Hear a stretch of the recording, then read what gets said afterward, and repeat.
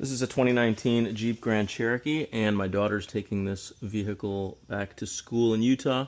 So I just want to get the coolant level to the appropriate. What I want to do is I want to get it just below the max line. So when you do this, you want to make sure that your car is cold.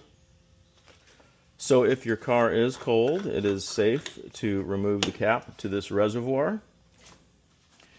And now we are going to add coolant.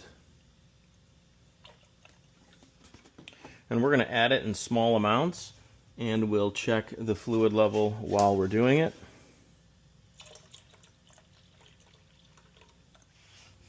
And we'll keep going until it's just below the max line.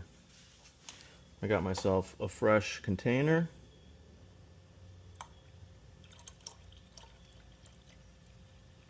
That's perfect.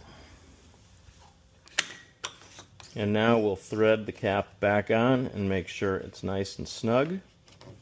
And now what we're going to want to do is we want to drive the car for about 15 minutes till it warms up, then let it cool down and check the level again to make sure you're happy with it.